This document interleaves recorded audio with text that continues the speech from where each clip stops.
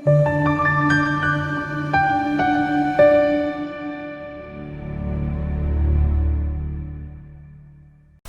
ukuthi sikhuluma nawe njengamanje. uNkulunkulu ekakulonde, uNkulunkulu ekakubusise konke kuhamba kahle empilweni yakho. Siyabonga nje ukuthi ulandele i-channel njengamanje engathi ungahlezi uyingxenye yale channel. Subscribe uma ungaka-subscribe. Uma ususubscribe siyabonga kakhulu. I-channel sikhulile kungenxa yakho. Siyabonga ukuthi insuku zonke uhlezi uyilandela i-channel. uNkulunkulu nawe engathi ngakwenza kahle. Sicela ukwazi ukuthi unikele njalo every month. Ngalo ungakwazi ukunikela ngakho. It can be 10 rand, it can be 5 rand, it can be anything. Ungakwazi ukuthi unikele if you wish to see the channel grow, you wish to see the channel developing. So nanokuthi ke mangukuthi wazi umuntu ofuna wena uyaqasha, ufuna umsizo wasendlini, ufuna umuntu ongakusiza ngamanini, noma wazi umuntu onjalo ofuna umsizo wasendlini, noma ufuna umsizo wasengadini, noma ufuna umuntu wazi umuntu ofuna umuntu ozomqasha ozomsiza enkampanini yakhe. Ngenza ukuthi ubaningi abantu ofuna umsebenzi. Ngicela ukuthi usenze le number yami kungithinta ukuthi yazi kunomuntu ofuna ngixhumanise nabantu abanye. Umuntu uhlezi bona abantu bekhala behlupheka befuna umsebenzi. So ngiyacela sibe kulo mkhankaso wokusiza. Asibeke iphupho lika Londiwe la Londi. Uthi ke sawubona pastor, ngicela ke la ukubuza ngabe kusho ukuthini ukuthi ukuphuphe izinyoni zezulu lezi eziba khona uma kuqeda kunetha noma ke zibe khona before linethe. Usho kuyinkonjane la nithi usho bengalazi igama. Ukuphupha inkonjane. Thina ke besikhulele emakhaya, sazole emakhaya inkonjane vele besiyibona kakhulukazi ziba khona ehlobo.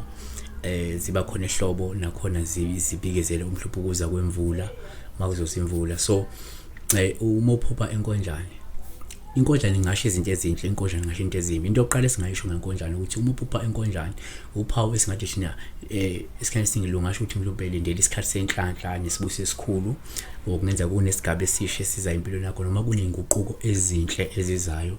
Kungasho kuba nethemba lezinto ezingcono empilweni, kungasho amathuba amahle ezayo, kungasho ukukhululeka noma inkululeko ethile, kungasho mhlawumbe injabulo kanye nempumelelo ezayo uma uzibona zindizela phezulu, yabona.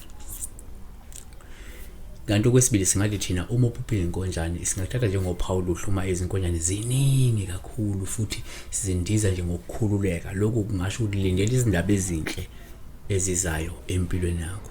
Number 3, kuyenzeka futhi uma uphupha inkonjane kube uphawu kwesinye isikhathi osuke selubiko okubi okungaba mhlawumbe yizinkinga, ngaba yithiyo, ngaba ingozi noma yinsongo, noma ke uzungu suke bakwakhela lona abantu mhlawumbe ababi kakhulu zimazini zidlalela ke eduze kwakho ngenxa ukuthi zinokubonakala inkonjane emva kwalokho line kabi izulu libe nezikhukhula, libe nesancotho kulimala izinto eziningi. For that reason ziyakubika nokubo suke kuza empilweni ufuna ukulindelwa, yabona.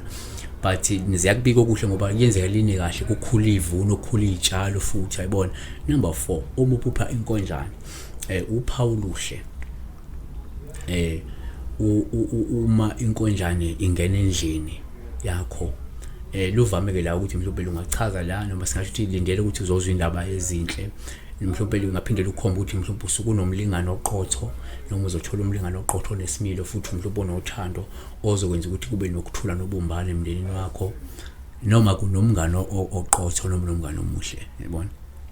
Isivala ngokuthi ke uma uphupha inkonjane uphawu lubi kakhulu uma inkonjane uyibona ilimele noma ubona inkonjane efile, ngoba lokho kusho ukuthi ke empeleni lindela mhlawumbe ubhekana nendumalo, lindela ubhekana nokudangala, lindela ubhekana nokulila noma ke nesililo esithile, noma ke nosizo ngeke wakwazi ukulugwema oluzayo empilweni yakho. Siyabonga kakhulu uNkulunkulu engathi ngakulonda. Qhubeka uthandaze, qhubeka ubeke kuNkulunkulu ithemba lezinto ezingcono nezinhle ezizayo empilweni yakho. Konke okubi kungenzeki empilweni yakho. Subscribe ku channel, like le video le, hakhona manje sofaka futhi insuku zonke. May God bless you.